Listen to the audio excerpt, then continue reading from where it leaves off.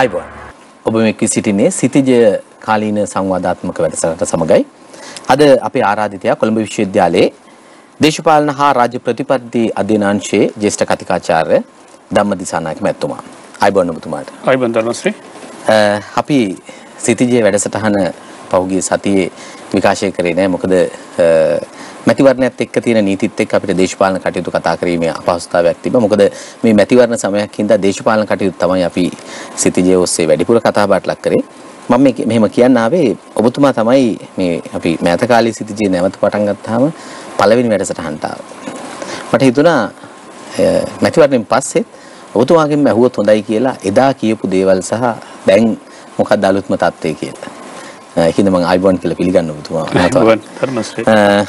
මම මෙහෙම ඇහුවොත් මොකද මැතිවරණය ගැන හිතන්නේ කියලා. මැතිවරණය ඉතාමත්ම පැහැදිලි සහ අනිත් පැත්තෙන් ගත්තොත් මේ ධර්මශ්‍රී මේ එක්තරා මට්ටමකට අනපේක්ෂිත ප්‍රතිඵලයක්.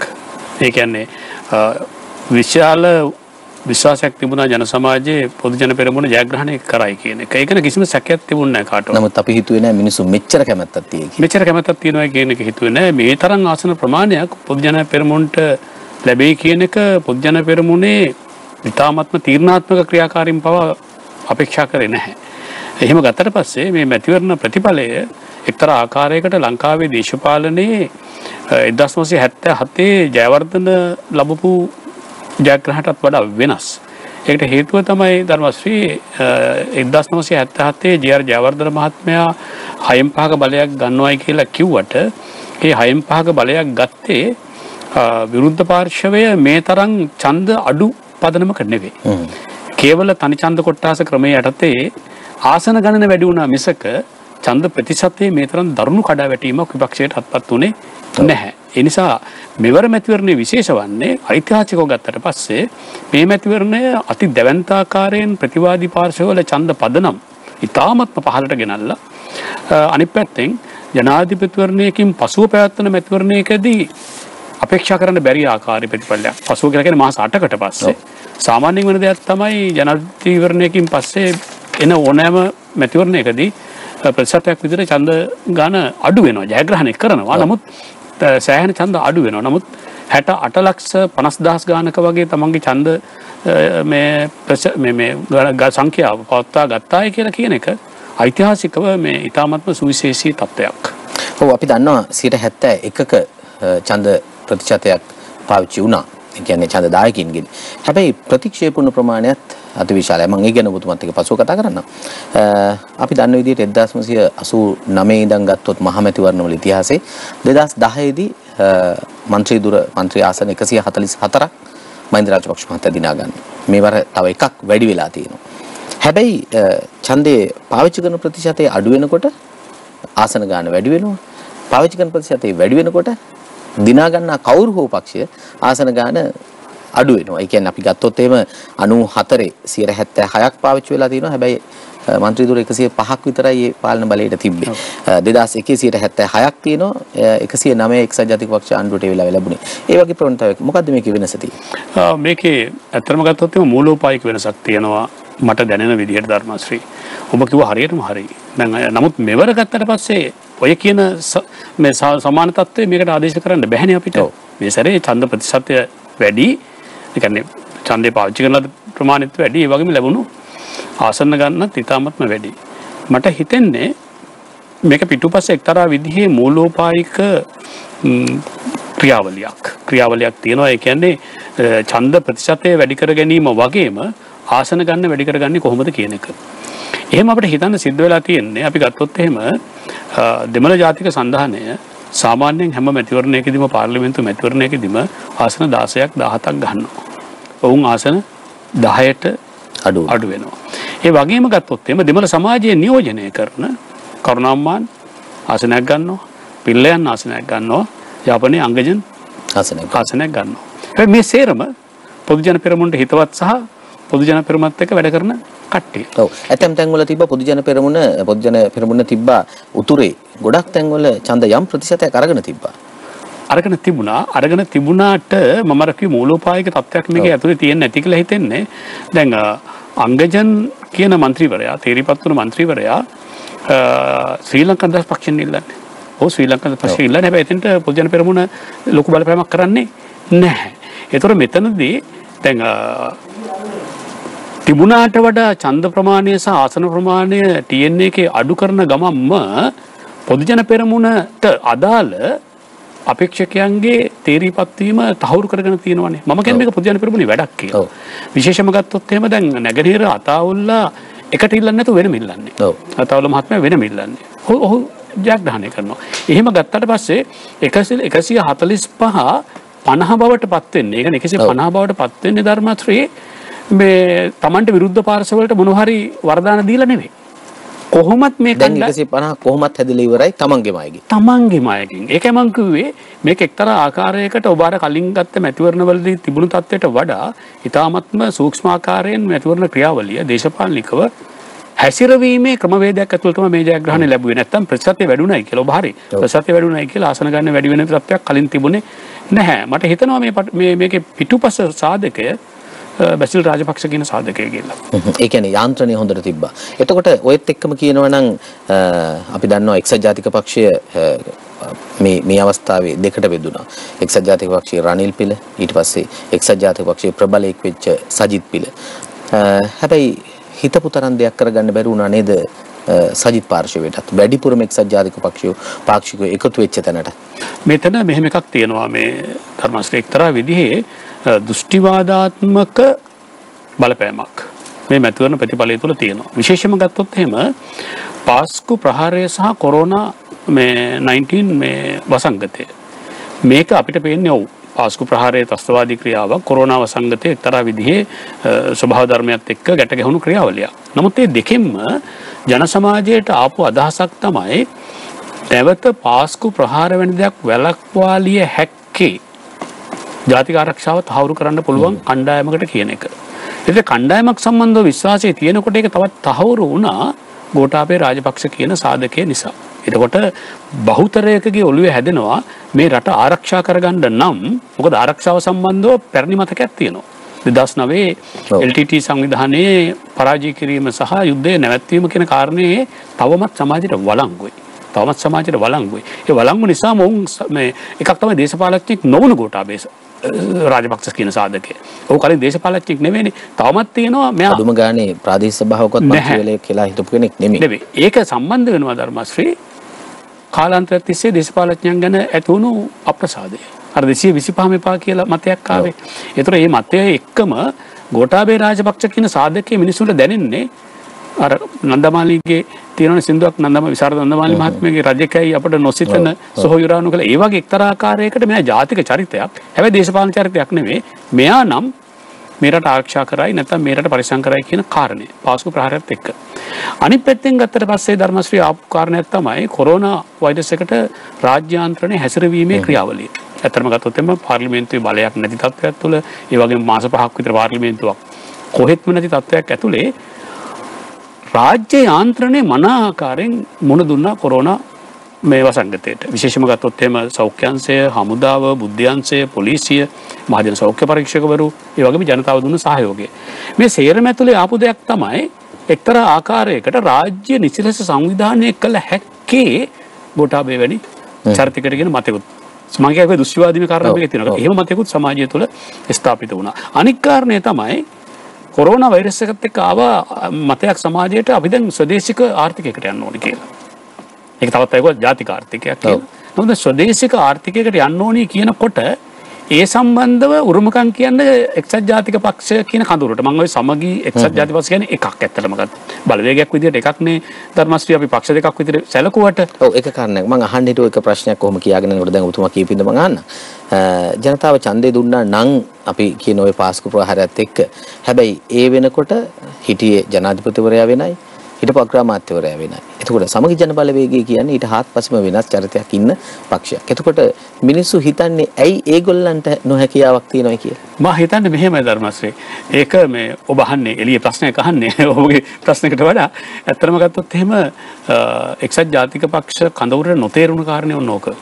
නොතේරුණු කාරණේ තමයි සජිත් ප්‍රේමදාස වෙනම නැත්නම් ඔහු වෙනම කණ්ඩායමකට නායකත්වයක් දුන්නට එළිය සමාජය ඔහුව බාරගත්තේ නැහැ එක්සත් ජාතික පක්ෂයෙන් පිට එක්කෙනෙක් විදිහට. ඒ වගේම තමයි රනිල් වික්‍රමසිංහ මේ එක්සත් ජාතික පක්ෂයට කියන අර කැඩිච්ච කෑල්ලට නායකත්වය දුන්නට අනිත් අය පිළිගත්තෙත් නැහැ. ඔහු සමග පෙරමුණේ නෙවෙයි කෙනෙක් කියලා. ඒ කියන්නේ මේ එක්සත් ජාතික පක්ෂයයි සමග පෙරමුණයි කියන එක එකම කණ්ඩායමක් විදිහට තමයි සැලකුවේ. විශේෂයෙන්ම ගත්තොත් ඒ නිසා තමයි සමගි පෙරමුණෙන් ඉල්ලපු අයට එක්සත් ජාතික පාක්ෂිකව තමයි ඡන්දය දුන්නේ. ඒතර එක්සත් ජාතික පාක්ෂිකව මොනම හේතුවක් නිසා සමගි පෙරමුණේ කියන එක එක්සත් ජාතික පක්ෂයේ දෘෂ්ටිවාදයෙන් ගැලවෙච්ච එකක් විදිහට සැලකුවේ නැහැ. ඒතර එහෙම සැලකුවේ නැත්නම් රට තුල මේ කට්ටිය බරපතල අර්බුදයකට ගිහින් තියෙනවා. මොකද්ද? තවදුරටත් එක්සත් ජාතික පක්ෂයට නැත්නම් ඒ බලවේගයට දෘෂ්ටිවාදී මේ පදනමක් සමාජය තුල නැහැ කියන එක. විශේෂයෙන්ම ගත්තොත් එහෙම මම අර කියාගෙන අපේක කොරෝනා වෛරස් එකත් එක්ක ආපු ස්වදේශික ආර්ථිකයක් පිළිබඳ තර්කණයේදී තවම එක්සත් ජාතික පක්ෂ කඳවුරට ඒක සජිත් වෙන්න පුළුවන් රනිල් වෙන්න පුළුවන් මේ කණ්ඩායම් දෙකටම ඒකේ උරුමකාරයන් වීමට අවශ්‍ය දෘෂ්ටිවාදීමය පදනම නැහැ. අයිතිය නැහැ. මොකද හේතුව තමයි මොනවා කිව්වත් දැන් හැමෝම ඇත්තටම නව ලිබරල් ආර්ථිකය පිළිගන්නයි. දෙගොල්ලෝ පිළිගන්නවානේ. දෙගොල්ලම කියලා කියන්නේ එක්සත් ජාතික පක්ෂ කඳවුරත් පොදු ජන පෙරමුණ කඳවුරත් පිළිගන්නවා. ඒ වුණාට දෘෂ්ටිවාදී මේ ලෝකේ තවමත් මිනිස්සු හිතනවා නේද මේ පොදු ජන පෙරමුණ කඳවුර කියන්නේ එක්තරා විදිහේ ස්වදේශිකවාදය ගැන හිතන ජාතික ආර්ථිකයක් ගැන හිතන ජාතික ආරක්ෂාව ගැන හිතන එක කියලා. මේක ලොකු වාසියක් නේ. දෘෂ්ටිවාදී මේ පදනමක් වෙනවා යාලට. මොනම හේතුවක් නිසා පිළිගන්නේ නැහැ නේ එක්සත් ජාතික පක්ෂය කිව්වට අපි බුදුසසුන රැක ගන්නවා. එහෙම නැත්නම් අපි මේ රට විදේශ ආක්‍රමණ වලින් බේර ගන්නවා. එහෙම නැත්නම් අපි ස්වදේශික ආර්ථිකයක් හදනවා. මේ කිව්වට පිළිගන්නේ මොකද හේතුව? එක්සත් ජාතික පක්ෂය 1947 ඉඳන් නඩත්තු කරපු ආර්ථික සමාජ දේශපාලන ජාතික ප්‍රතිපත්ති වලට ඒක ගැලපෙන්නේ නැති නිසා. හැබැයි 1951 ඉඳන් පොදු ජන පෙරමුණ දැන් අයිති වෙන ජනබලවේගය නඩත්තු කරපු දෘෂ්ටිවාදයේ තවමත් එක්තරා ආකාරයකට ඡන්ද ක්‍රියාවලියේදී ප්‍රධාන වශයෙන්ම බලපෑම් සාගත වෙනවා. ඔව්. හොඳයි. දැන් සමගි ජන බලවේගය පිළිබඳව අර වගේ දෘෂ්ටි කෝණයක් මිනිසුන්ගේ තිබ්බනම්, ඡන්දදායකුන්ගේ තිබ්බනම් මොන වුණත් මේක UNP එකේ කෑල්ලක් කියලා. එහෙමනම් ඇයි ශ්‍රී ලංකා නිදහස් පක්ෂය නියෝජනය කරලා ශ්‍රී ලංකා නිදහස් පක්ෂය පොදු පෙරමුණ ඇතුළට ඇවිල්ලා ඒක ඇතුළේදී මන්ත්‍රී ආසන 14ක් දිනාගන්නේ. විශේෂයෙන්ම අංගජන් කියන මන්ත්‍රීවරයා තේරීපත් වෙන්නේ ශ්‍රී ලංකා නිදහස් පක්ෂයේ තනි ශ්‍රී ලංකා නිදහස් පක්ෂය. එතකොට ඒ ශ්‍රී ලංකා නිදහස් පක්ෂයට නායකත්වයේ දුන්නෙත් අර කියපු ආණ්ඩුවේ හිටපු නායකයනේ. නෑ ඒක තමයි කාරණේ. දැන් උදාහරණයක් විදිහට ගත්තොත් එහෙම දැන් ශ්‍රී ලංකා නිදහස් පක්ෂය සහ එක්සත් ජාතික පක්ෂය එකට එකතු වෙලා හදපු ආණ්ඩුව. ඔබ කියන්නේ ඒ ආණ්ඩුව ගැන. දැන් ඒ ආණ්ඩුවේදී ඇත්තටම ඉතාමත් තදබල බෙදුම් රේඛාවක් එනවනේ. බෙදුම් රේඛාව තමයි පෙබරවාරි මාසයේ සිද්ධ වුණු මහ බැංකු සිද්ධිය නැත්නම් බැඳුම් කර සිද්ධිය පදනම් කරගෙන මේ බලවේග දෙකට කැඩෙනවා. දෙකට කැඩීමත් එක්කම මෛත්‍රීපාල සිරිසේන කියන සාධකය මම සාධක විතර ගන්න එකයි. පුජ්‍යලෝ නෙවෙයි. මෛත්‍රීපාල සිරිසේන කියන සාධකය දිගින් දිගටම පෙන්눔 කරන්න ගත්ත අපි UMP කාරෝ නෙවෙයි කියන එක. ඒක ඒකම UMP එකේ ආර්ථික දේශපාලන පරිපාලන දර්ශනයයි ශ්‍රී ලංකා පක්ෂයේ දර්ශනය අතර ලොකු වෙනසක් තියෙනවා කියන එක ගැප් එකක් තියෙනවා කියන එක දිගටම නඩත්තු කරා. එකක් අභ්‍යන්තරිකව අපි දන්නේ නැති තලේ අනිත් එක ප්‍රකාශිතව කියන්න ගත්තා. මොකද මහ බැංකුව අධිපතිපත් කරනකොට මම විරුද්ධ වුණා.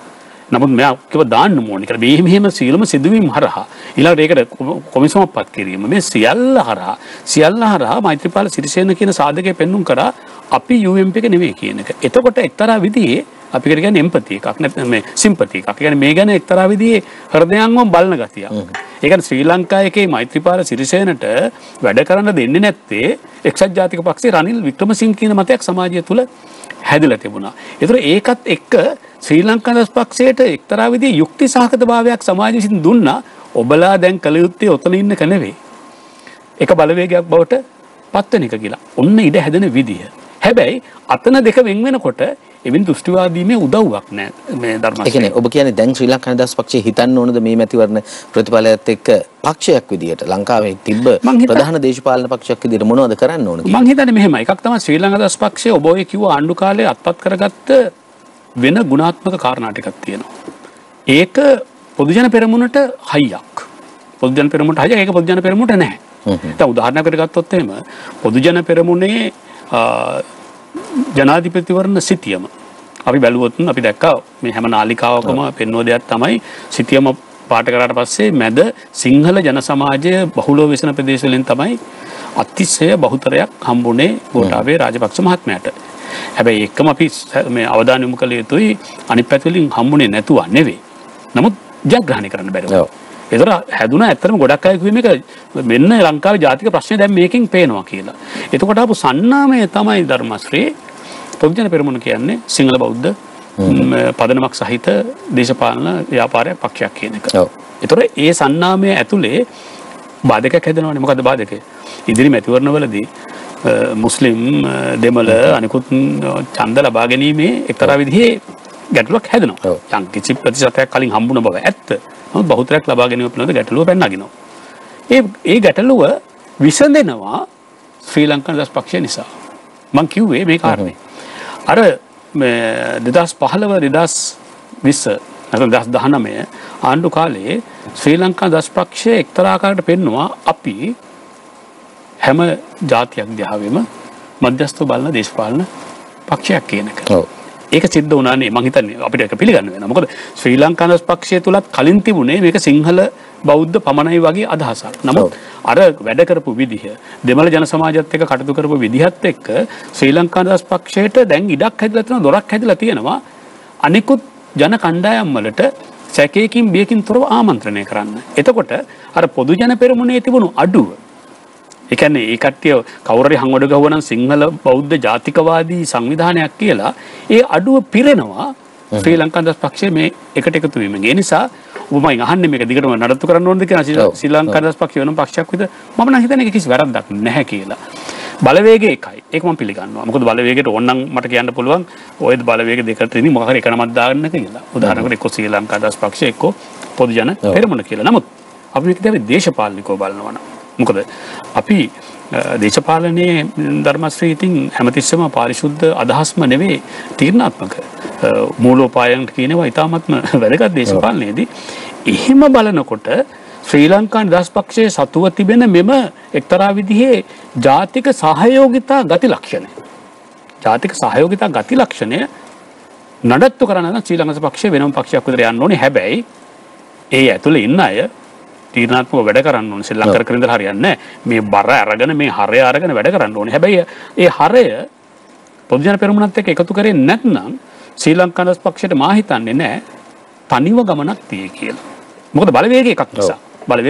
ඒ නිසා මම හිතන්නේ ශ්‍රී ලංකා පක්ෂයේ පක්ෂයක් විතර ඉස්සරහට ගියර ගමන්නේ හරයාත්මකව තව පොහොසත් වෙමින් අර අඩුවත් පුරවමින් ඒ වගේම පොදු ජන පෙරමුණත් එක්ක ඊ타මත්ම නිරෝගී සහ ගුණාත්මක දේශපාලන සංධානයක් ගොඩනගා ගනිමි. හොඳයි. විරාමකින් අනතුරුව අපි යලිත් වැඩසටහන සමග එක් වෙනවා.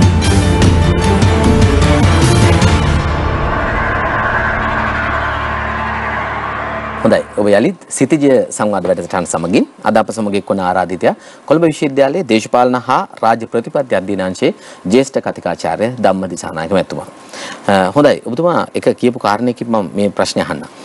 ඔබතුමා කිව්වනේ ස්වදේශිකත්වයක් පිළිබඳව කාරණයක් මේ ආණ්ඩුවට මේ මෙච්චර ජයග්‍රහණයක් ගත්ත ආණ්ඩුවට තියෙනවයි කියලා. දැන් ස්වදේශිකත්වය කියනකොට අපි අර්ථ දැක්කොත් මේකට එකක් තියෙනවා මේ සිංහල බෞද්ධ ජන සමාජය. ඊට පස්සේ රටේ ආරක්ෂාව මේක විදේශයන්ට විකුණන්නේ අපි අමුයෙන් කිව්වොත් එහෙම. මේක විදේශයන්ට රට විකුණන්නේ නැති වගේ අන්න ඒ වගේ පොඩි කතාවක් ඒක ඇතුලේ තියෙනවා කියලා මම හිතනවා. මේක පවත්වාගෙන යන්න පුළුවන් ද අලුත් ලෝකයක් එක්ක ආණ්ඩුවට? පුළුවන්. මොකද අලුත් ලෝකයේම එක්තරා විදිහකට ගමනක් යමින් ඉන්නවා මේ ධර්මශ්‍රී. ඒ ගමන තමයි ලෝකයේ කිසිදු රටක් රාජ්‍යයක් අපි අතහැරපු තරම් ඉක්මනට ස්වදේශිකවාදය අතහැරියේ නැහැ. ස්වදේශිකවාදය අතහැරියේ නැහැ. අතන මම පැහැදිලි කිරීමක් කරන්න ඕනේ අපේ මේ බලන ඉන්න අයට. අපි මේ ස්වදේශිකවාදය කියන වචනේ පාවිච්චි කරන්නේම ජාතිකවාදය කියන එක පාවිච්චි කරපු ගමම්ම ගොඩක් අය ඒක තැනකට ලඟු කරන නිසා. අත වශයෙන්ම ගත්තොත් එහෙම ධර්මශ්‍රී ස්වදේශිකවාදය කියලා කියන්නේ සිංහල බෞද්ධවාදය නෙවෙයි. ස්වදේශිකවාදය අර දැනින්න එක තමයි අපිට පාරම. නමුත් ස්වදේශිකවාදය කියලා කියන්නේ මේ රටේ ජීවත් වෙන සියලුම දෙනා අයත් රටේ වාදය නැත්නම් මේ රට අපි එකට යමුයි කියන කාරණේ. එතකොට ඔබ අහන ගැටලුව තමයි ප්‍රශ්නේ තමයි මෙහෙම කමනක් ලෝකෙ අපිට යන්න පුළුවන්ද කියන එක. ලෝකෙ යන්න පුළුවන් නේ ලෝකෙ යමින් ඉන්නවා. ඒක විකෘති කරපු එක මොහොතක් තමයි ඇමරිකා එක්සත් ජනපදයේ ඩොනල්ඩ් ට්‍රම්ප්. ඒකට හේතුවක් තියෙනවා ඇමරිකානු එක්සත් ජනපදයේ ඇත්තටම ජනපද එකතුවක් මිසක අපි ඕක අපේ අර්ථයෙන් රාජ්‍යයක් කියලා කියන එක ටිකක් පරිස්සමෙන් කරන්න ඕනි වැඩක්. මොකද ඒ තරම්ම ඒක අපි හඳුනා ගන්න රාජ්‍යයකට වඩා එකක්. එතකොට ඩොනල්ඩ් ට්‍රම්ප් ව්‍යාපෘතිය හරහා එක්තරා විදියකට ඇමරිකානු රාජ්‍යවාදය අපි එහෙම ගමු. ඇමරිකානු රාජ්‍යවාදය ටිකක් මොකක්ද කියන්නේ හාස්‍යයට ලක් වුණා. ඒකට හේතුව ජනාධිපතිවරයාගේ විවිධාකාරයේ හැසිරීම්, තාප්ප ගැසීම්, මෙක්සිකෝට එරෙහිව ওই වගේ කාරණා නිසා. අනිත් අය හඬ පටන් ගත්තා මේ ඇමරිකානු භූමියේ හිටපු සුදේශිකයන් දහස් ගණනින් ලක්ෂ ගණනින් ඝාතනය කළා. ඔබලාවේ ඒක ආචාර ධාර්මිකද කියලා කට්ටිය අහන්න පටන් ගත්තා. ඒතර එහෙම එක්තරා විදිහේ හාස්‍යයකට ලක් වුණා මේක. නමුත් ලෝකේ බලවත්යි අපි අද හඳුනා ගන්න හැම රාජ්‍යයක්ම ස්වදේශිකත්වයේ පිළිබඳව ස්වදේශික රාජ්‍යවාදය පිළිබඳව මතේ තදින්ම හිටියා. අපි නිකමට හිතමු යුරෝපියන් යුනියන් එකෙන් ඇයි මේ මහා බ්‍රිතාන්‍ය අස් වෙන්නේ. ඒ වගේම ගත්තොත් එහෙම ඔය හැම රටකම ඉන්න ඔත්තු සේවා ගත්තා. ඒ ඔත්තු සේවා කියන වචනේ ඒකට නින්දාවක් වගේ මම හිතන ඔත්තු සේවා නෙවෙයි. බුද්ධි සේවා. ඒව හැම තිස්සෙම උත්සාහ කරන්නේ තමන්ගේ රාජ්‍ය කියන එක කොහොමද අනිත් අයගෙන් වෙන්කොට ආරක්ෂා කොට ඉස්සරහට ගෙනියන්නේ කියන එක. ඒතර මේක දිගටම සිද්ධ වෙන ක්‍රියාවලියක්. අපි හැබැයි ඒක අතහැරලා ගොඩක් කල්. ඒ නිසාම තමයි අපි ඉන්දියාවේ රෝ සංවිධානය පිළිබඳව අපි කේන්තියෙන් අපේ බොහෝ අය කතා කරනවා. අපි ඇත්තටම කේන්ති ගන්න එක නෙවෙයි ධර්මශ්‍රී කළ යුත්තේ එවැනි සංවිධානයක් ලංකාවට හදාගන්න විදිහ ඉගෙන ගන්න එක. මොකද ඉන්දියාවේ අද ශක්තිය කියලා කියන්නේ දුප්පතුන් මැරෙනවා ලෙඩ රෝග වලින් ඒවා වෙනම කතා. නමුත් ඉන්දියානු රාජ්‍ය ශක්තිමත් කියලා ගොඩක් අය කියනවනේ. ඒකේ එක ප්‍රධානම සාධකයක් තමයි රෝ කියන බුද්ධි අංශය. අපිට එකක් නැහැ. ඒ කියන්නේ රාජ්‍යවාදී බුද්ධි අංශයක් අපිට නැහැනේ. ඒ කියන්නේ ඔයායි මායි මේ කතා කරායි කියන එක කේලමක් විතර ගිහිලා කියන එක නෙවෙයිනේ. බුද්ධි සංවිධානයක වැඩේ. අර රැස්වීමට මෙච්චර හිටියා. ඔව්. අඩුම ගානේ පාස්කු ප්‍රහාරයේ පණිවිඩය පවා එන්නේ. පැහැදිලිවම. ඉතින් එහෙම ගත්තට පස්සේ වෙනවා අර ජාතික අභිලාෂත් එක්ක ගැට ගැහුණු බුද්ධි සේවාවක් අපි තවම ගොඩනගාගෙන නැහැ කියන එක. ඒ අර්ථයෙන් ගත්තට පස්සේ ඒ කියන්නේ ඔබ කියන්නේ අපේ බුද්ධි අංශය දුර්වලයි කියන එක. නැහැ. දුර්වල නම් අපිට LTT සංවිධානයට විරුද්ධව මේ යුද්ධ කරලා දිනන්න බෑනේ. දැන් අපි මේක බාරගත යුතුනේ අපි යුද්ධ කරේ කියලා. මොකද හේතුව අපි බදු ගෙව්වා. අපි බයෙන් හිටියා. ඒ සේරම ඇතුලේ අපි යුද්ධෙට නොගියට අපි තමයි යුද්ධ කරේ. ඉතින් මේකෙන් බොරුවට මේකෙන් නින්දාවක් කරනවා නම් නින්දාව අපි සේරම බාරගත යුතුයි. එතකොට මම කියන්නේ ඒක ඒ දුර්වලකම නෙවෙයි. නමුත් ඕනම රටක බුද්ධි අංශය ජාතික අභිලාෂ සමග ගැට ගැසිය යුතුයි.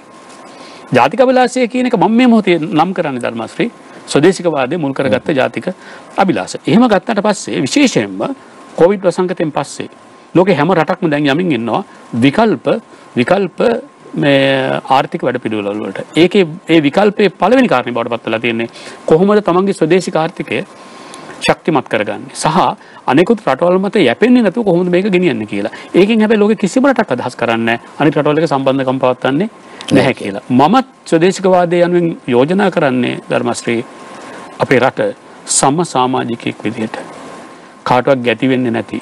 හැබැයි හැම ජාත්‍යන්තර පද්ධතියේ ඉන්න හැම රටක් එක්කම සම්බන්ධකම් පවත්වන්න පුළුවන් වෙන විදිහේ ගෞරවාන්විත සම සමාජිකයෙක් බවට අපිට පත් වෙන්න තියෙන ඉඩ මෙන්න මේක අපි හදාගන්න ඕනේ. හොඳයි. දැන් අපි දන්නවා ශ්‍රී ලංකාව කියන ඔය ස්වදේශිකවාදී රාජ්‍යයට ප්‍රධාන කඳවුරු දෙකක් තියෙනවා දෙපැත්තෙන් බලන ඉන්නේ. එකක් චීනය, එකක් ඉන්දියාව. ඒ අතරමැදින් බලන ඉන්න ඇමරිකාව. අපි මේ තුනටම මැදි වෙලා කිව්වොත් මම නිවැරදි කියලා මම හිතුවා. මේ තුනටම මැදි වෙලා. දැන් මොකද්ද අපි කරන්න ඕනේ? දැන් අපිට මේ තියෙන පාලන ක්‍රමයටත් ওই ප්‍රශ්න ওই විදිහටම එනවා. ওই බැලපෑම් ওই විදිහටම එනවා. මොකද්ද ගන්න ඕන දර්ශනේ? දැන් මෙන්න මේක බරපතල ප්‍රශ්නයක් මේ ධර්මශ්‍රී. ප්‍රශ්නේ තියෙන්නේ රාජ්‍යකරණය කියන එක ලේසි වැඩක් නෙවෙයි. ගොඩක් අය හිතාගෙන ඉන්නේ දේශපාලන වේදිකාවේදී ඡන්ද ගන්න මොනවා කිව්වත් හැබැයි වැඩේට බැස්සන් පස්සේ තමයි මේ ගැටලු සේරම Tamante එන්නේ. සමහර අය ඊට පස්සෙත් වැඩේට බහින්නේ නැහැ. ඒක තමයි ප්‍රශ්නේ. මොකද හේතුව ඒ කට්ටිය හිතන්නේ රාජ්‍යකරණය කියලා ඉලෙක්ෂන් එකෙන් තමන්ගේ ආසනය දෙනවා නැත්නම් තමන් පාර්ලිමේන්තුවට තේරීපත් වුණා.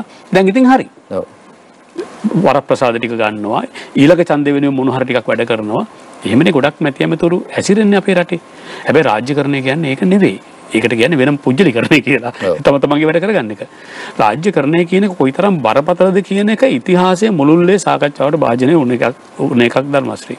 උදාහරණයක් මම පරණ කතා ටිකක් කියන්නම්. එකක් තමයි ක්‍රිස්තු පූර්ව ගණන් ලියවුණු Hindu මනුස්මෘතිය ගත්තොත් එහෙම. මනුස්මෘතිය හරි ලස්සන කතාවක් කියනවා මේ ධර්මශ්‍රී.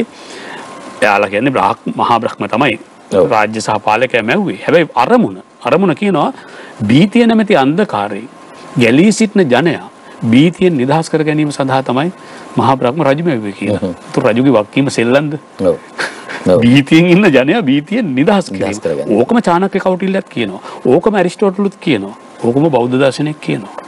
හැම තැනකම මේක කියනවා.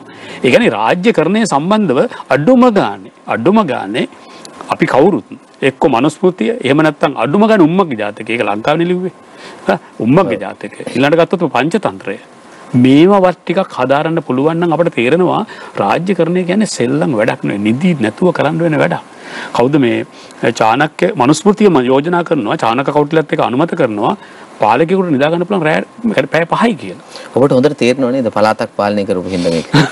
ඒ නිසා වෙන්නත් පුළුවන්. සාමාන්‍යයෙන් මම හැදෑරීමක් ටිකක් කරන කෙනෙක් නිසා මේ ධර්මශ්‍රී. එතකොට දැන් ප්‍රශ්නේ තියෙන්නේ මේ වැඩේ කරන්න පුළුවන්ද කියන කාරණේදී ඉතාමත්ම අවශ්‍යයි රාජ්‍ය සැලසුම් කිරීම. තවමත් අපේ රාජ්‍ය අපි හරියට සැලසුම් කරගෙන නැහැ. මේ තියෙන්නේ ඉංග්‍රීසියෙන් අපිට සැලසුම් කරලා දුන්න රාජ්‍ය කොහොම හරි. නමුත් ඒක අපි හපක්ගමක් පෙන්නලා තියෙනවා. ඒක අපිට නඩත්තු කරගෙන ඇවිල්ලා අපි කොවිඩ් වලට හරියට මූණ දීලා තියෙනවා. ඒකෙන් පේනවා අපේ ආණ්ඩුව වලට වඩා රාජ්‍යයේ අනික් කැලේ ටික බලවත් කියලා. උදාහරණයක් විදිහට භූමිය ජනගහනය සහ ස්වාධිපත්‍ය බලය කියන එක යම් ආකාරයකට බලවත්. ඒ වගේම රාජ්‍යයට අදාළ අනිකුත් උපකරණ ටික මෙහෙවනවා. ඒක කරනවා.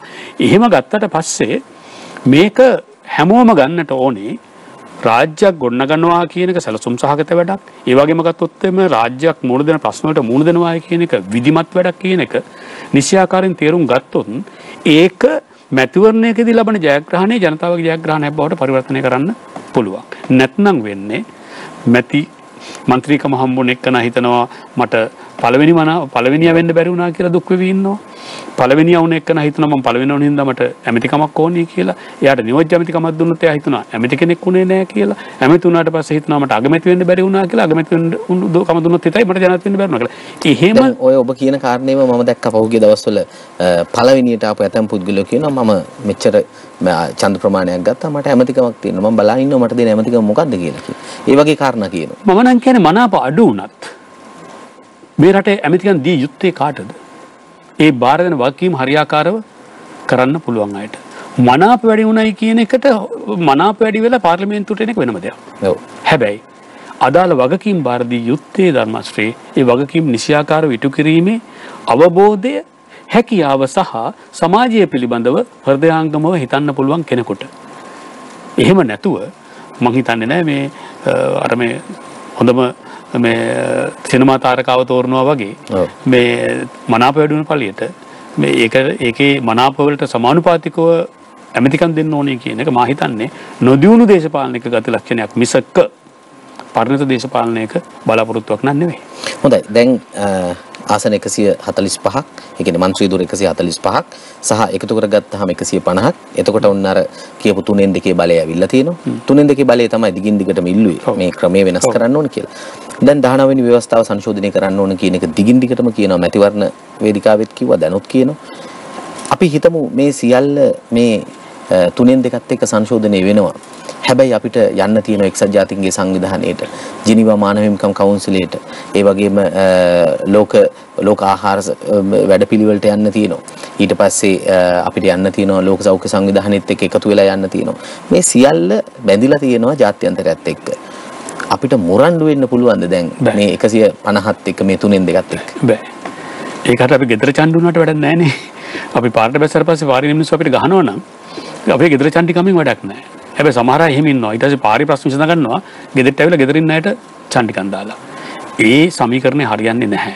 විශේෂයෙන්ම ගත්තොත් එහෙම ඔබ කිව්ව හරියටම හරි ධර්මශ්‍රී බරපතල එළියකට අපි මුණ දෙන්න ඕනේ. ඒ කියන්නේ බාහිර සාධක කීපයක් එක තමයි මේ ගණදුන අපිට කරගෙන යන්න සිද්ධ වෙන්නේ. ඉස්සර වගේ ඒ කියන්නේ දැන් අවුරුදු 1000කට 2000කට ඉස්සලා තිබුණා වගේ මේ හුදකලා වූ රාජ්‍යයන් විදිහට පැවැත්මක් නැහැ අපිට. මොකක්ද නම් කළ යුත්තේ? මම දකින ආකාරයට සමහර කාරණා තියෙනවා ධර්මශ්‍රී සාකච්ඡාවෙන් සහ පැහැදිලි කිරීමෙන් විසඳගන්න පුළුවන් ඒවා. විශේෂයෙන්ම ගත්තොත් එහෙම ජාත්‍යන්තර ප්‍රජාව කියලා කියන්නේ නිවන් දැකපු ප්‍රජාවක් නෙවෙයි. ඒ වගේම ගත්තොත් මේ කට්ටිය මේ සප්තාපරිහානි ධර්ම වලට හරි එහෙම නැත්නම් ගත්තොත් මේ සතර සංග්‍රහ වස්තුවෙන් හරි වැඩ කරන අය නෙවෙයි. අති දැවැන්ත විදිහේ බල ව්‍යාපෘති වල ඉන්න කට්ටිය. ඔය ජාත්‍යන්තර ප්‍රජාව කියන්නේ සාමාන්‍ය මිනිස්සු නෙවෙයිනේ. ඒ කියන්නේ බලවත් රටවල් වල පාලක හවුල් ඒ වගේම ගත්තොත් එහෙම බලවත් ඒ රටවල් වල පාලක හවුල් වලට හිතවත්කම් පෙන්වන දැවැන්ත ජාත්‍යන්තර සංවිධාන. මේවට තියෙනවා දේශපාලන දැක්මක් සහ ආර්ථික දැක්මක්. ඒ බොහෝ රටවල ආර්ථික දැක්ම තමයි වෙළඳපොළ ක්‍රමය ලෝකයේ පුරා බලවත් කරන්න ඕනේ කියන තර්කය. අනිත් පැත්තෙන් ගත්තොත් එimhe රටවල් කීපයක් බලවත් රටවල් විදිහට ලෝකයේ ඉහළට එසවෙන්න ඕනේ. අනිත් රටවල් එක්තරා විදිහකට ඒ කට්ටියට අවනත රටවල් විදිහට ඉන්න ඕනේ කියන මතයේ ඉඳගෙන වැඩ කරන ජාත්‍යන්තර ප්‍රජාවක් තමයි ඉන්නේ. හැබැයි දැන් මේකත් එක්ක අපිට අභියෝග කරන්න බෑනේ. අඩුම ගානේ අපිට ඉන්දියාවටවත් අභියෝග කරන්න බෑනේ. පාකිස්තානටවත් බෑනේ මේ සියලු න්‍යෂ්ටික බලවතුන්. එතකොට මෙන්න මෙතනදී තමයි අවශ්‍ය වෙන්නේ රාජතාන්ත්‍රික භාවය. ඒ රාජතාන්ත්‍රික භාවයේදී ඉතාමත්ම වැදගත් වෙනවා මම හිතනවා හොඳයි මේක අපි කතා කරන එක අපේ තානාපති සේවාව. තානාපති සේවාව කියලා කියන්නේ අපි දෙන්න යාළුවෝ හින්දා මම ඔයාවපත් කරලා යවන එක නැත්තම් මාවපත් කරලා යවන එක නෙවෙයි. ඒක නෙවෙයි. ඒක නේද මෑත කාලේදී මෑත කාලේ දිගටම උනේ ඒක මේ ධර්මශ්‍රී මම පුංචි කාලේ ඉඳන් මම දැන් මතක් කරලා බලනකොට හිටපු තානාපති ගොඩක් අය එක්තරා විදිහකට තානාපති සේවාව පිළිබඳව කිසිදු අවබෝධයක් ඒකේ වගකීම ගැන. පෞද්ගලික රජයේ අවසන් භාගයේ එක් අවස්ථාවක් ලැබුණා විදේශ සේවයේ ඉන්න වැඩි පිරිසකට තානාපති සේවයට යන්න. මම හිතන්නේ 17 දිනක් දානකොට 14 දිනක් හෝ 13 දිනක් විදේශ අමාත්‍යාංශයේ නිලධාරී. මෙහෙම එකක් තියෙනවා. දැන් උදාහරණයක් ගත්තොත් මගේ යාළුවොත් ගොඩක් අය තානාපතිලා වුණා පහුගිය දවස්වල. ඒ කියන්නේ තානාපතිවරු අර ඉල්ලස් වුණාට පස්සේ පත් කරේ නැති හින්දා. මම උදාහරණයක් ගත්තොත් එimhe ඕස්ට්‍රේලියාවේ දැන්ට වැඩ බලන තානාපතිවරු විදිහට ඉන්නේ සෙන්ඩර් බණ්ඩාර දිසානායක. ඉතින් මගේ මේ ප්‍රාණසම මිත්‍රයෙක්. ඒ කියන්නේ එහෙම මිත්‍රෝ ගොඩක් ඉන්නවා. ඒ කියන්නේ විදේශ සේවාවට සම්බන්ධ වෙලා ගිය අය. හැබැයි දේශපාලනය කියන්නේ එක්තරා ආකාරයකට රාජතාන්ත්‍රික භාවය කියලා කියන්නේ ධර්මශ්‍රී තාක්ෂණික කාරණයක් නෙවෙයි. තාක්ෂණික කාරණයකුත් තියෙනවා. හැබැයි ඊට එහා ගිය මූලධර්මික සහ දාර්ශනික පැත්තකුත් ඕකේ තියෙනවා. එක්තරා විදිහේ ප්‍රායෝගික භාවයකුත් මූලෝපායික භාවයකුත් තියෙනවා. ඒතර ප්‍රශ්නේ තියෙන්නේ දැන් මම විශ්වවිද්‍යාල ගුරුවරයෙක් විදිහට හරි මම උගන්වනවා මම ගෙදර යනවා. මම හිතන්නේ මම හරි හමන් ගුරුවරයෙක් කියලා. මට තියෙන ඕන සමාජයත් එක්ක මැදිහත් වීම. මගේ ඉගෙන ගන්න ළමයින්ව මම සමාජය කෙරේ යොමු කරවීමට එක්තරා විදිහේ හැඟීමක් හෘද සාක්ෂියක් මට තියෙන්න ඕනේ. මට රට ගැන හැඟීමක් තියෙන්න ඕනේ. දුක් විඳින මිනිස්සු ගැන හැඟීමක් තියෙන්න ඕනේ. මම හිතන්නේ මම ගුරුවරයෙක් වෙන්නේ එතකොට කියලා. එතකොට මම කියන තානාපති සේවාවට විදේශ සේවාව විභාගයට ලියලා ඒකට නිකන් ලංකාවේ රාජ්‍ය පරිපාලන සේවය වගේ නැත්නම් ලංකාවේ සැලසුම් ක්‍රම සම්පාදන සේවය වගේ එහෙම ගියයි කියලා විභාගයෙන් පාස් වුණයි කියලා මම හිතන්නේ ඒ කට්ටියට ජාතික අභිලාෂ සම්බන්ධයෙන් රට සම්බන්ධයෙන් ඒ තරම් ලොකු හැඟීමක් ඇති වෙයි කියලා. එහෙමයි ඉන්නවා නැතුව නෙවෙයි. නමුත් මම කියන්නේ අරක සුදුසුකමක් නෙමෙයි ඒක ඇති වෙන්න. ඒ නිසා ඔවුන් තානාපති අය උණයි කියලා මම හිතන්නේ අපිට අර ඉස්සෙල්ලා ධර්මශ්‍රී මතු කරපු ගැටලුවෙන් ගැලවෙන්න පුළුවන් කියලා. දේශපාලන පත්වීම් අවශ්‍යයි. මොකද දේශපාලන පත්වීම් අවශ්‍යයි කියන්නේ ඒතර දේශපාලන හොඳ එකක් වෙන්න ඕනේ හැබැයි. දේශපාලන පත්වීම් නැත්නම් තානාපති කෙනෙක් විතර දේශපාලනයේ විසින් පත් කරනු ලබන්නා රටේ ජාතික අභිලාෂත් එක්ක වැඩ කරන්න පුළුවන් විදිහේ අවබෝධයක් සහ හැකියාවක් තියෙන කෙනෙක් විය යුතුයි. එහෙම කෙනෙක් පත් කරන්න දේශපාලනය මේ වගකීම් සහගත විය යුතුයි. දැන් රටේ අවුරුදු දශක කිහිපයක් තිස්සේ අපි දැක්කේ නැත්තේ මේක. එතකොට ඒ අයට පුළුවන් ඔය කියන ධර්මශ්‍රී කිව්ව මූණ දෙන්න බැරි ගැටලු වලින් සෑහෙන ප්‍රමාණයක් විසඳන්න.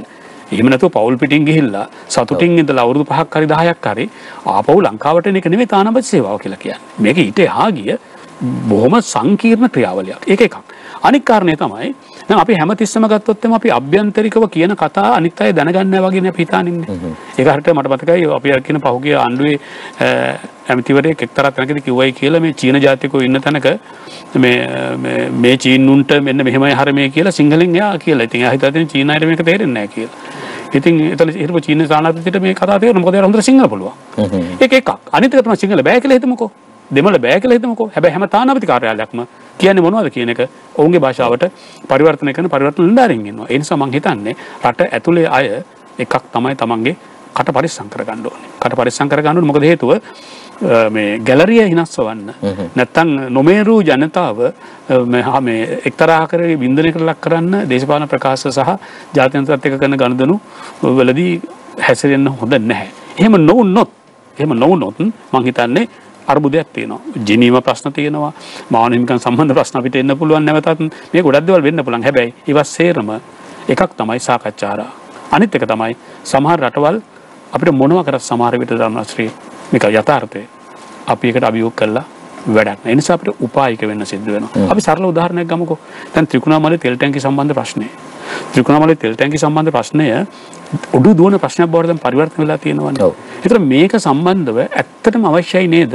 එකක් අපි ජනතාවට අවංක වෙන එක. උදාහරණයක් ගත්තොත් මෙන්න මෙවැනි ගිවිසුම් ඇති වෙලා තියෙනවා. ඒ නිසා මේක මැතිවරණ පොරොන්දුවකින් ගලවන්න බැරි එකක්. අපි තුමු මත්තල නැත්නම් මේ එයාපෝට් එක කියලා එහෙම නැත්නම් ගත්තොත් එහෙම වරාය කියලා. දැන් මේ දේවල් සම්බන්ධ කාරණාවලදී එකක් ජනතාවට කියන්න ඕනේ මෙන්න මේ ක්‍රියාවලිය ඇතුලේ දැන් මේක මෙතන හිර වෙලා තියෙන්නේ. ඒ නිසා ඕගොල්ලෝ බොරුවට අපිට කියන්න බෑ මේ ගිවිසුම් ඉරනවා හරි මොකක් හරි කියලා. ඒතර ඔන්න ජනතාව ඇත්ත දන්නවා.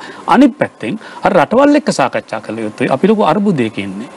ඒ නිසා අපි මේ ගිවිසුම් ලිහිල් කර ගැනීම සම්බන්ධව අපි සාකච්ඡාව පටන් ගමුද කියලා.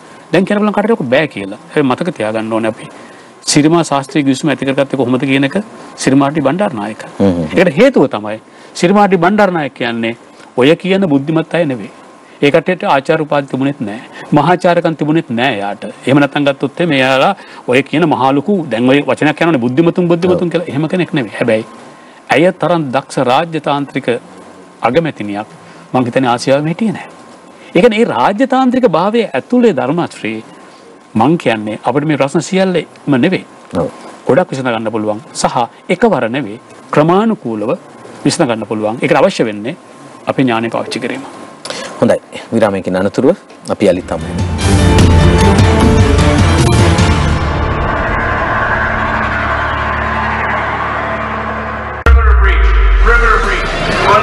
Hello everyone, hope you all doing well. ඔයාට බයනෙන්න පෙන්නන්නකෝ. Okay, I'll take this. ඔය පොඩි නියම් රින් එකක් වගේ දීලා සතුට වෙනවනේ. boy, I am a sad boy. Build up, Hi, Prabha. රෝබයි හෙට සවස 5ට. රටේ ලෝකයේ සිද්ධ වුණු බොහෝ දේවල් පිළිබඳ තොරතුරු ඔබට කියන්නට අපි සූදානම් වෙන්නේ. මෙහෙම කියොත් අපි කොට උඩ අදින් පස්සේ බස් දුවන්නේ 50%යි. Richard Badiuddin ఖరీదావదు దేశప్రియ తడుక్కు ముడియాడు. Criminal assets accounts under probe. Anguru Loka murdered in Bangalore. අපි බලමු අද දවසේ කාටුන් කිහිපයක් කෙරෙහි අවධානය යොමු කරලා සමුදා සිට සෙනසුරාදා දක්වා උදෑසන 6:45ට.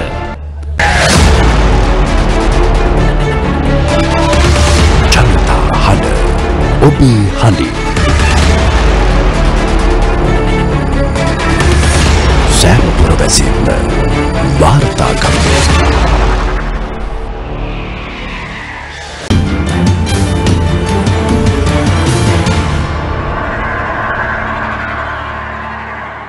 හොඳයි. ඔබ යලිත් සිටිජේ සංවාද වැඩසටහන සමගින්. ඔබේ දිගින් දිගටම විග්‍රහයත් එක්ක මට එක කාරණයක් අහන්න තියෙනවා. මේ අපි කතා කරේ මැතිවරණ ප්‍රතිඵලය ඊට පස්සේ ඒ ආශ්‍රිතව පැන නගන කරුණු කාරණා පිළිබඳව. දැන් අපි දන්නවා ජනතාව ඡන්දයෙන් තෝරන පිරිසකට අමතරව පක්ෂ විසින් නම් කරන පිරිසකුත් මේ 225ට එකතු වෙනවා. අපි ඒකට කියනවා මේ මොනවාද මේ අපි කියන ජාතික ලැයිස්තුව කියලා එකක්. මේ ජාතික ලැයිස්තුව හදන්නේ පක්ෂ විසින්ම. ඒක අපි දන්නවා ඔවුන්ගේ රුචිකත්වයේ මතමයි. මේක මොකක්ද වෙන්න ඕනේ? දැන් ප්‍රශ්නක් තියෙනවා ජාතික ලැයිස්තුවේ. අපි දන්න විදිහට පක්ෂ කීපයකම ගැටලු පැන නැගිලා තියෙනවා. කවුද යන්න ඕනේ ජාතික ලැයිස්තුවෙන් පාර්ලිමේන්තුවට? ධර්මශ්‍රී මෙහෙම ජාතික ලැයිස්තුවක් ඇයි ඇති කරේ කියන කාරණේ ගත්තොත් එහෙම දැන් ඉස්සර තිබුණා අපිට සෙනෙට් කියලා එකක් සෙනෙට් එකක් තිබුණා නැත්නම් උත්තර മന്ത്രി මණ්ඩලයක් තිබුණා. ඒක උත්තර മന്ത്രി මණ්ඩලයට යම් යම් නියෝජිතයන් පත් කර ගැනීමේදී සලකා බලපු ප්‍රධාන කාරණයක් තමයි මම කියන්නේ මේකේ මූලධර්මික පදනම දේශපාලන පොරපිටියට නැත්නම් තරඟ බිමට ප්‍රවිෂ්ඨ වීමට අකමැති. එහෙත් ජාතික ප්‍රතිපත්ති සම්පාදනයේදී සහ ජාතික සංවර්ධන ක්‍රියාවලියේදී විශේෂ දැනුමක් සහිතව ඉන්න අය මේකට සම්බන්ධ කර ගැනීම තමයි ඒකේ අරමුණ බවට පත් වුනේ. නමුත් අපි දන්නවා අපේ රටේ ජාතික ලැයිස්තුව ඒ කියන්නේ අරපත් කරගන්න පිරිසට ඒ දැනුම තිබුණා හෝ නැතුවා හෝ ජාතික ලැයිස්තුවට අනිවාර්යයෙන් මේ වගේ දර්ශනයක් තියෙන්න ඕනේ. එහෙම එකක් තියෙනවා නම් වඩා හොඳයි. ඒක තමයි ඇත්තම ගත්තොත් ජාතික ලැයිස්තුවක් මූලික අරමුණ. මොකද മന്ത്രിවරයෙකුට දෙනවා අනුක්‍රම ව්‍යවස්ථාවෙම කියනවා മന്ത്രിවරයෙක් කියන්නේ නීති සම්පාදනය, රාජ්‍ය මූල්‍ය පාලනය, ප්‍රතිපත්ති සම්පාදනය. මේ කියන කාරණා තුනම ඔහු තුල ගැබ් වෙන්න ඕන. ඔහු මේක ප්‍රතිපත්තියක් විදිහට ක්‍රියාත්මක කරන්න ඕනේ. නමුත් අපි දන්නවා එකක් තමයි ඡන්ද අයිතිය කියන එක මානව හිමිකම් සමග ගැට ගැහෙන දෙයක්. ඒ නිසා අපිට මොනම හේතුවක් නිසාවත් ඡන්ද දායකයාට අධ්‍යාපන සුසුමක් දෙන්නත් බෑ. අපේක්ෂකයට අධ්‍යාපන සුසුකමක් යෝජනා කරන්නත් බෑ. නමුත් සමහර රටවල් සමහර මට්ටම් වලින් ඒක කරනවා. නමුත් අපිට එහෙම කියන්න අමාරුයි. ඒ නිසා හොඳම දේ තමයි මේ අය කොහොමද දැනුවත් අය බවට පරිවර්තනය කරගන්නේ කියන කාරණේ. ඒක එහෙම තියෙද්දිම ජාතික ලැයිස්තුවකින් අපේක්ෂා කරන කාරණේ තමයි මම කියන්නේ මේ ප්‍රායෝගිකව අපේක්ෂා කරන එක නෙවෙයි. මේ මූලධර්මිකව අර කියන විශේෂ දැනුම තියන අය ගත්තොත් එහෙම මේ ඒ අයව මේ නියෝජිතයන් විදිහට අරගෙන ඒ කට්ටිය ප්‍රතිපත්ති සම්පාදනය, නීති සම්පාදනය, ඒ වගේම රටේ මූල්‍ය පාලනය සම්බන්ධව, රටේ සංවර්ධනය සම්බන්ධව ගන්නා වූ තීරණවලදී තීරණාත්මක පාර්ශවයක් කර ගැනීම. නමුත් අපි දන්නවා ලංකාවේ අත්දැකීම් මෙච්චර හොඳ එකක් නෙවෙයි. මේක අපිට ඕනනම් ඒක විතරක් තනි කරන්න නැතුව කීපයකටම ගන්න පුළුවන්. උදාහරණයක් විදිහට ගත්තොත් එහෙම තානාපතිවරුන් පත් කිරීම, වරුන් සහ වරියන් පත් කිරීම සම්බන්ධ කාරණේ දශක ගණනාවක සිද්ධ වෙන්නේ කිසිදු ජාතික අභිලාෂයක් ගැන සැලකීමක් නැතුව. මේක කාට හරි නැහැ කියලා වැඩක් නැහැ. ඒක හැම පක්ෂයක්ම මේ වැඩේ කරනවා. අනිත් පැත්තෙන් ගත්තට පස්සේ ආණ්ඩුකාරවරුන් සහ වරියන් පත් කිරීම සම්බන්ධ කාරණා. ඒකත් එහෙම වෙන්නේ. ඒ කියන්නේ අනේ නිදහසේ ඉන්න ගිහිල්ලා වැඩක් නැහැනේ නිකන් ඉන්න වගේ. නමුත් අපි දන්නා පළාත් නායකට ආණ්ඩුකාරවරු 9 දෙනෙක් හරියට පත් කරොත් ධර්මශ්‍රී ඒ පළාත් ගොඩ ගන්න පුළුවන් වෙන විදිහ මම අත්දැකීමෙන් දන්නවා. හරි. එතකොට ඒකත් අර කතානායක ධූරයට වයසකම ඉන්න පුද්ගලයා වත් කරනවා වගේ ආණ්ඩුකාරවරයාත් හිතනවා මේ මොනවත් කරගන්න බැහැ. ඔව් ධර්මශ්‍රී නම සමහර අය දේශපාලනයේ ඉතාමත් අත්දැකීම් තියෙන වයසට ගියපුවාම ඔහු ආණ්ඩුකාරකමක් දෙනවා. ඒක වෙන්න බැරිද ආණ්ඩුකාරයට බලතල නැද්ද? බලතල නැති හින්දාද මෙහෙම වෙන්නේ? නෑ බලතල විශාල වශයෙන් තියෙනවා. ඒක ඉතින් මම සාක්ෂිනේ. ඒ කියන්නේ මේ ඇත්තටම ගත්තොත් ආණ්ඩුකාරවරයෙක් කියලා කියන්නේ අමාත්‍ය මණ්ඩලය සහ මහ ඇමති පත් කරගන්නේ ආණ්ඩුකාරවරයාගේ කටයුතු පහසු කර ගැනීම සඳහා. ඒ කියන්නේ ආණ්ඩුකාරවරයා තමයි පළවෙනි පන්ති. පළවෙනි එකන. ඉතින් ඒක වෙනම කාරණයක්. මම මේක වැඩි කතා කරන්න හොඳ නැහැ. මොකද මම හිටපු හින්දා ආණ්ඩුකාරයෙක් විදිහට. නමුත් මම ඒක දන්න හින්දා කියන්නේ. ඒතර ඒක එක්තරා විදිහකට නිකන් අර මේ වැඩ කරන්නේ නැති තැනක් බවට පත් කරලා තියෙනවා. ඔක්කොම වෙලා තියෙනවා ජාතික ලැයිස්තුවට. නිසා මම හිතන්නේ ජාතික ලැයිස්තුව පිළිබඳව තිබෙන සම්ප්‍රදායේ තරම් හොඳ එකක් නෙවෙයි. අර තානාපති සම්ප්‍රදාය වගේ තමයි. ආණ්ඩුකාර මේ සම්ප්‍රදාය වගේ තමයි. මෙවර ජාතික ලැයිස්තුව. නේ එතකොට අපිට ඊළඟට අපි ඉස්සරහට එන්නේ ඒක. ඉතින් මෙවර ජාතික ලැයිස්තුවේ ඉන්නවා. ඇත්තටම ගත්තොත් එහෙම ප්‍රතිපත්ති සම්පාදනය ගැන, ඒ වගේම ගත්තොත් එහෙම රාජ්‍යකරණය ගැන, ආණ්ඩුකරණය ගැන විශේෂයෙන්ම, ඒ වගේම ගත්තොත් එහෙම යම් විෂයන් පිළිබඳව විශේෂ දැනුමක් තියෙන සුළු පිරිසක් ඉන්නවා මේ ජාතික ලැයිස්තුවේ. ඒ වගේම ගත්තට පස්සේ යම් ජන වර්ග නියෝජනය කරමින් කට්ටිය ඉන්නවා. ඒ වගේම සමහර අය ඉන්නවා මේ දේශ මේක මම කියන්නේ හැම පක්ෂයකම උදාහරණයක් ගත්තොත් පොදු ජන පෙරමුණේ නැත්නම් එක්සත් ජාතික පක්ෂයේ එක්කෙනෙක් ඉන්නවා මම දන්න විදිහට සමගි ජන බලවේගයේ ජනප්‍රතිනිධි පෙරමුණ අපේ ජන බල පක්ෂෙම හැම එකකින්ම එනවනේ. ජන වර්ග නියෝජනය කරන්නත් ඉන්නව නම් මේකටපත් වෙන්න ඕනද ජාතිය ආගම කුලය නියෝජනය කරන්න වෙන පිරිසක්. ඒක තමයි ප්‍රශ්නේ තියෙන්නේ. නමුත් අපි රටේ වෙලා තියෙන දෙයක් තමයි සමහර ජන වර්ගවල එක්තරා විදිහේ නොසන්සුන්තාවයක් ඇති කරනවා තමන්ගේ කෙනෙක් නෑ නේද කියනවා වගේ කාරණයකින්. ඒ නිසා අර දේශපාලන උපායන් විදිහට එහෙම අයත් එකතු කරන්නට සිද්ධ වෙනවා. දැන් අපි ගත්තොත් එහෙම මේ පත් කරන ගොඩක් අය මෙවර ජාතික ලැයිස්තුවේ ඒකේ තියෙනවා. ඒක තමයි එක්ක නොමිනේෂන් හම්බුනේ නැති අය. නොමිනේෂන් දෙන්න විදිහ නැහැ. හැබැයි ජාතික ලැයිස්තුවේ එහෙම උදාහරණ පහුගිය එකේ තියෙනවා අපිට. දිගටම තියෙනවා. එහෙම නැත්නම් ගත්තොත් එහෙම තියෙනවා මේ පරාද වුණ අය. පරාදුණා සහ ඡන්දෙ දිනන්න බෑයි කියලා. ඊළඟට ඡන්දෙ දිනන්න බෑ කියලා හිතනවා. ඒ නිසා මට හිතෙන සහ අපි හිතුවොත් සමගි ජන බලවේගයෙන් දැම්මා හරින් ෆර්නෑන්ඩු කියන මන්ත්‍රීවරයා ජාතික ලැයිස්තුවට. අපි දන්නවා ඔහුට ඡන්දයක් දිනන්න පුළුවන් කෙනෙක් කියලා. ඒකට විවාදයක් නැහැ. නමුත් ඔහුව දානවා මේ ප්‍රචාරක යාන්ත්‍රණය මේ මැතිවරණ යාන්ත්‍රණයට ඔහු ක්‍රියාශීලීව පත් කරගන්න ඕනේ. හැබැයි ඔයා ජාතික ලැයිස්තුවෙන් මේකට එන්න පුළුවන් කියලා. ඒ කියන්නේ විවිධ දේශපාලන අපේක්ෂා උඩ. ඒක තමයි මම කියන්නේ. ඇත්තටම ජාතික ලැයිස්තුවේ අපේක්ෂාව ඒ විය යුතු නැහැ. ජාතික ලැයිස්තුවේ ජාතික අභිලාෂ මම මේ වචනේ හරියට අවධාරණය කරන ජාතික අභිලාෂ සාධනය කර ගැනීමේදී අවශ්‍ය කණ්ඩායමකින් තමයි ජාතික ලැයිස්තුව අපි හදා ගන්න ඕනේ. උදාහරණයක් විදිහට ජනප්‍රිය පොදු ජන ඡන්දයෙන් තේරීපත් වෙන අයගේ තියෙන ගැටලු ටික, අර්බුද ටික ලියා ගන්න, වහ ගන්න පාවිච්චි කරන්න පුළුවන් වෙන්නේ හරියට හදාගත්තොත් ජාතික ලැයිස්තුව. නමුත් අපේ රටේ ජාතික ලැයිස්තුව සම්ප්‍රදාය සම්බන්ධයෙන් තියෙන සම්ප්‍රදාය අර තානාපති සම්ප්‍රදායට සහ ආණ්ඩුකාර සම්ප්‍රදායට සමානයි. ඒ නිසා මට හිතෙන්නේ මෙවර වුණත් ඒ පක්ෂ වලින් පත් කරපු බොහෝ අය අර ජාතික ලැයිස්තුවේ නියම අරමුණ සලකගෙන මට මේ පත් කරාට වඩා එක්තරා ආකාරයකට මේ දේශපාලන සැනසිලි. එහෙම නැත්නම් ගත්තොත් එහෙම මෙයා අපිව දාලයයි. එහෙම නැත්නම් ගත්තොත් එහෙම මෙයා පරාද වුණාට අපිට ඕනි එක්කෙනෙක්. අන්න එවැනි අර්ථයෙන් පත් කරපු ගොඩක් අය මේ හැම පක්ෂයකින්ම දාපු අයගේ ජාතික ලැයිස්තුව තුල දකින්න තියෙනවා. ඒකෙන් වෙන්නේ ජාතික ලැයිස්තුවේ තියෙන වටිනාකම එක්තරා කාර්යයකට කෙලිසලා තියෙනවා. හැබැයි අපි දන්නවා මේ ජාතික ලැයිස්තුවට ගෞරවයක් අත්පත් කර දුන්න චරිත ලංකාවේ හිටියා. උදාහරණයක් ගත්තොත් එහෙම ලක්ෂ්මන් කදිරගාමර වගේ චරිතයක් ගත්තොත්. ලක්ෂ්මන් කදිරගාමර කියන චරිතය ඉතාමත්ම හොඳට වැඩ කරපු චරිතයක්. ඔහු ඉතාමත් හොඳට වැඩ කරා. ජාත්‍යන්තර මට්ටමේ ප්‍රසාදය දිනාගත්ත විදේශ ඇමති කෙනෙක් අපි ගත්තේ ජාතික ලැයිස්තුවෙන්. ඒ වගේම මම හිතන්නේ මේ පහුගිය ආණ්ඩුවට ඉස්සෙල්ලා ආණ්ඩුවේ ජාතික ලැයිස්තුවේ හිටපු මට මතක විදිහට ඩලස් සලහත් පෙරුම මහත්මයා එකවරක් ආවේ ජාතික ලැයිස්තුවෙන්. හැබැයි ඔහු ඉතාමත් හොඳට වැඩ කරා. දැන් එහෙම ඉන්නවා. ඒ කියන්නේ ජාතික ලැයිස්තුවට සාධාරණයක් ඉෂ්ට කරන අය ඉන්නවා. හැබැයි බොහෝ හැම වතාවකම වගේ ජාතික ලැයිස්තුව වල ඉන්නේ සාධාරණයක් ඉෂ්ට කරන අයට වඩා ඒකට සාධාරණයක් ඉෂ්ට කරන්නේ නැති අය. ඉතින් ඒ ගැටලුව මේ සැරේ පාර්ලිමේන්තුවෙත් අපිට දකින්න පුළුවන්. හොඳයි දැන් මේ මැතිවරණ ප්‍රතිඵලයත් එක්ක ඔබතුමා මිට කලිනුත් කිව්වා අපි කිව්වොත් ද්‍රවිඩ මේ සංවිධානය පිළිබඳව ඔවුන්ගේ ආසන 16ක් තිබ්බ අපි දන්නවා ඒක 8කට බැස්සා. ඒ වගේම ජනතා විමුක්ති පෙරමුණ ඉතාමත් පසුබෑමකට ලක් වුණා. ඊට පස්සේ මුස්ලිම් පක්ෂ කිහිපයකුත් ඒ තත්ත්වයේ මැද වුණා. මොකක්ද මේකට හේතුව මොනවද වෙන්න ඕනේ මේ පක්ෂවල විශේෂයෙන් ජනතා විමුක්ති පෙරමුණ වගේ පක්ෂ පාර්ලිමේන්තුව ඇතුලේ හඬක් නගන විපක්ෂයක් ඉන්න ඕන විදිහේ කාර්යභාරයක් ඉෂ්ට කරව පක්ෂ මේක බරපතල ගැටලුවක්. ඇත්තටම ගත්තොත් පසුගිය කාලෙම අපි දැක්කා පාර්ලිමේන්තුව තුළ විපක්ෂයේ ගුණාත්මක කාර්යභාරය සිද්ධ කරේ ජනතා විමුක්ති පෙරමුණ. ඒක අපි ජනතා විමුක්ති පෙරමුණට කැමැතිද කැමැද්ද කියන තැන ඉඳන් නෙවෙයි බලන්න ඕනේ. ඇත්තම සිද්ධුනේ මොකද්ද කියලා. අපි හොඳ උදාහරණයක් ගමුකෝ. මම හිතන්නේ පාර්ලිමේන්තුවේ සමීක්ෂණ වලින් පෙන්වු කරපු දෙයක් තමයි සක්‍රීයම മന്ത്രിවරයා විදිහට තේරුනේ සුනිල් හඳුන්නෙත්ති මහත්මයා. ඉතින් ඒකෙන් පෙන්වු කරනවා ඔවුන්ගේ කාර්යභාරය පාර්ලිමේන්තුව තුළ හරියටම සිද්ධ කරයි කියලා. එතකොට ඔවුන් පාර්ලිමේන්තුවේ නැති එක බරපතල ගැටලුවක් ඒක.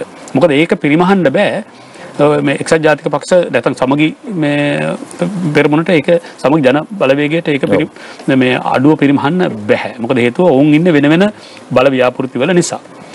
මට මතකයි මැතිවරණේ පැවැත්වෙන්න ටික දිනකට පෙර ප්‍රසිල් රාජපක්ෂ මහත්මයා පුවත්පත් සාකච්ඡාවකදී කිව්වා ඔබත් දකින්න නැති ඒක මේ අපි කැමති ජනතා විමුක්ති පෙරමුණේ කණ්ඩායමක් පාර්ලිමේන්තුවට එනවට මොකද හේතුව පාර්ලිමේන්තුවට හොඳ විපක්ෂයක් ඕනේ. ඔහු වචන ටිකක් පාවිච්චි කරා. අඥාන කුහක විහිළුකාර විපක්ෂයක් ඉන්නවට වඩා ජනතා විමුක්ති පෙරමුණ විපක්ෂයක් විදිහට පාර්ලිමේන්තුවට එන එක හොඳයි කියන එක. ඒ කියන්නේ මුළු සමාජෙම පිළිගන්නවා ජනතා විමුක්ති පෙරමුණ එයාලගේ කාර්යභාරය පාර්ලිමේන්තුව තුළ කරයි කියන එක. නමුත් මෙවර ඒ තත්ත්වය බරපතල විදිහකට අහිමි වෙලා තියෙනවා. දැන් අභියෝගයක් තියෙනවා. මොකද්ද?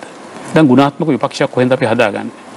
මම කියන්නේ මේ ආණ්ඩුවට අවංක හැඟීමක් තියෙනවා නම් මේ රට හදන්න ඕනේ කියලා නැත්නම් මේ රට ප්‍රජාතන්ත්‍රවාදය පුළුල් කරන්න ඕනේ සහ ගැඹුරු කරන්න ඕනේ කියලා හිතනවා නම් ඒ වගේම ගත්තොත් එහෙම අර මං කලින් කිව්ව විදිහට ගෝලීය පද්ධතිය ඇතුලේ අපේ රට යන්තනකට ඔසවා තබන්න ඕනේ කියලා හිතනවා නම් අනිවාර්යයෙන්ම පාර්ලිමේන්තුව තුල තමන්ගේ 150න් යම්කිසි පිරිසකට හෝ නිදහසක් දිය යුතුයි කිසිදු වාරණයකින් බාධාවකින් තොරව ආණ්ඩුවේ සමහර කාරණා විවේචනය කිරීමේ.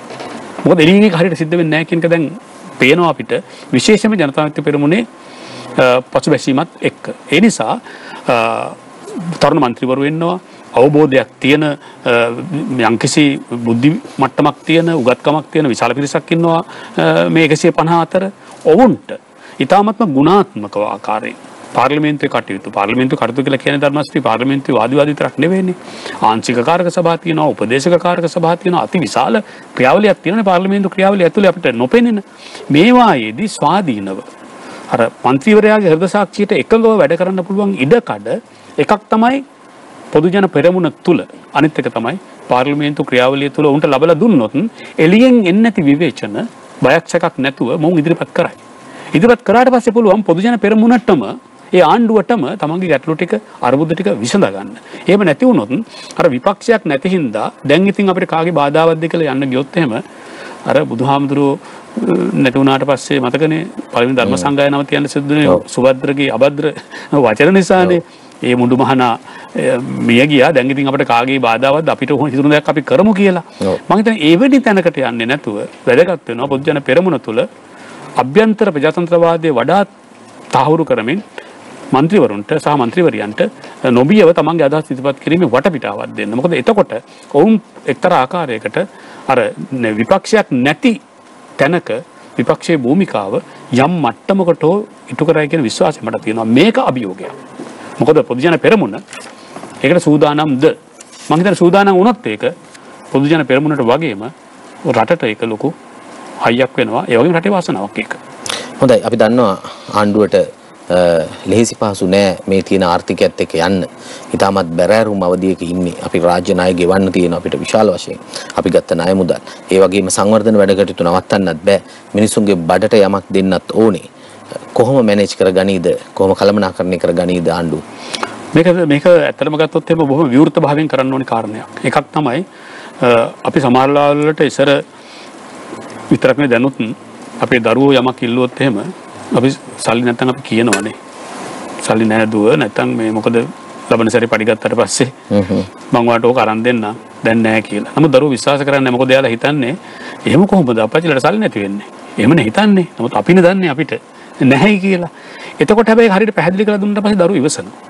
දරුවෝ කියනවා හරි අපච්චි එහෙනම් අපිට අපි ඒක ඊළඟ සැරේ ඔය ඉවසීමෙන් රැවටිලා තියෙනවනේ. ඒක තමයි. මෙන්න මේකෙත් මෙතන තමයි වැදගත් වෙන්නේ ධර්මශ්‍රී අවංක භාවය කියන එක. ඒක ජනතාවට හෙළිදරව් කරලා තමන් වැහෙනක හෝ තමන් හැංගෙන එක නෙවෙයි කරන්න ඕනේ. ඒ කියන්නේ රටේ ආර්ථිකයේ තියෙන අර්බුදය විවෘත කරන්න ඕනේ. විවෘත කරලා පෙන්වන්න ඕනේ මෙන්න තියෙන ප්‍රශ්නේ.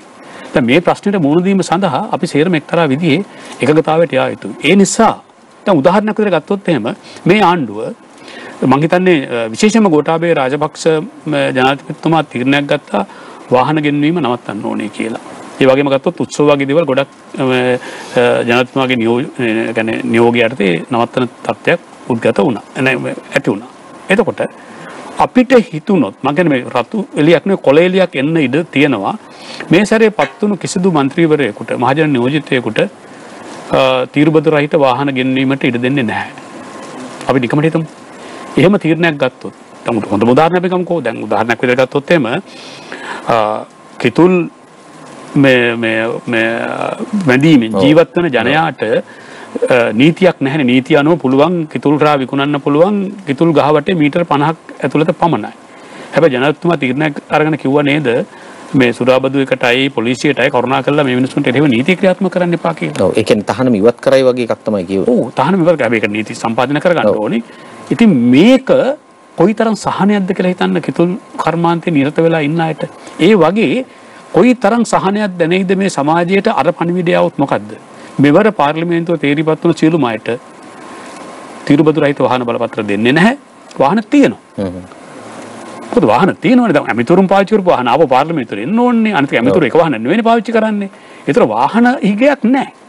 වාහන හිගයක් නැතුව තියෙද්දි අනිත් එක ධර්මශ්‍රී මම ඔබට තීරුබදු රහිත වාහන බලපත්‍රයක් දෙන්න ඕනි. තවත් කෙනෙකුට විකුණලා ඒකේ ආදායම බැංකුවේ දාගන්න නෙවෙයිනේ. ගොඩක් අය කරන්නේ මේ වැඩේ. ඒතර මෙන්න මේ විදිහට අනිත් පැත්තලුත් ඒ අවංක භාවය පෙන්눔 කළ යුතුයි. විවෘත භාවය පෙන්눔 කළ යුතුයි. එහෙම පෙන්눔 කරමින් මේ ආර්ථික අර්බුදයේ ජය ගැනීම සම්බන්ධව පළවෙනි පියවර ලැබිය යුත්තේ අපිට නිෂ්පාදනය කළ හැකි දේවල්. කවුරුද බය වෙයි 70 77 කියලා. ඒ කාලේ කියලා ඒක නෙවෙයි. අපිට නිෂ්පාදනය කළ හැකි දේවල් අපි නිෂ්පාදනය කර ගැනීමට කටයුතු කරන එක. අපි කටුවැල් බටුත් පත්පාඩ ගමුත් මෙහි ගංජා විනාශ කළා ගංජත් ගෙන්නන්නේ පිටරටින් නා. ආයුර්වේදය සඳහා. මොකක්ද අපේ ස්වදේශික ආර්ථිකයේ පදනම? ඒ නිසා මෙහි කරන්න පුළුවන් දේවල් මෙහි කරමින් එක්තරා ආකාරයකට පිරිමැසුන්දායි ආර්ථිකයකට අපිට යන්න සිද්ධ වෙනවා. එහෙම ගිහිල්ලා තමයි අපිට ක්‍රමානුකූලව මේ ආර්ථික අර්බුදයෙන් යම් මට්ටමකට ගොඩ එන්න පුළුවන් වෙන්නේ. මොකද මේක ජාතික ආර්ථික අර්බුදයක් විතරක් නෙවෙයි ධර්මශ්‍රී. මේක ගෝලීය අර්බුදයක්. කියන්නේ ගෝලීය අර්බුදයකට මුහුණ දෙන්න නම් අපි පොඩ්ඩක් අපේ ලෙඩ අඩු කරගන්න ඕනේ. ඉතින් එවැනි ක්‍රියාමාර්ගයකට යන්න අවශ්‍ය කැපවීම තියෙන තරුණ තරුණියන් මේ රටේ ඉන්නවා. ඔවුන්ගේ දැනුම තියෙනවා. ඒක පාර්ලිමේන්තු ඡන්දයකට ගිහිල්ලා ඉදිරිපත් කරන දැනුමක් නෙවෙයි. ඉතින් ඒ අය සේරම ඒක රාශි කරගෙන වැඩපිළිවෙලක් ඉස්සරහට ගෙනියන්න ඕනේ කියන එක තමයි මගේ යෝජනාව. හොඳයි අපිට ලැබිලා තියෙන කාලය අවසන් වෙනවා. අපි ඔබතුමාට බෙහෙවින් ස්තුතිවන්ත වෙනවා මේ අදහස් බෙදා ගැනීම පිළිබඳව. අපි බලමු ජනතාව මේ කියපු අදහස් කරුණු කාරණා නරඹලා යමක් හිතට අරගෙන ඉදිරියට කටයුතු කරයිද? දේශපාලඥයෝ මේ රාජ්‍ය පාලනය කරන පාලකයෝ නීතිය ආරක්ෂා කරන අය මේ දේවල් හරියට ඉෂ්ට කරයිද කියලා. එහෙම වුණොත් තමයි අර ඔබතුමා කියපු හොඳ රට අපිට හදාගන්න පුළුවන්. කොහොමද සුසම්? බොහොම ස්තුතියි ධර්මශ්‍රී ඔබටත් ඔබ ඇතුළු කණ්ඩායමටම ගොඩක් ස්තුතියි.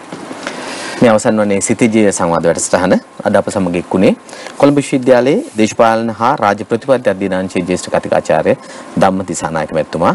එතුමාගේ සාකච්ඡාව තමයි අවසන් වන්නේ. අපි නැවත දවසකින් හමු වෙනතුරු ඔබට සුබ දවසක්.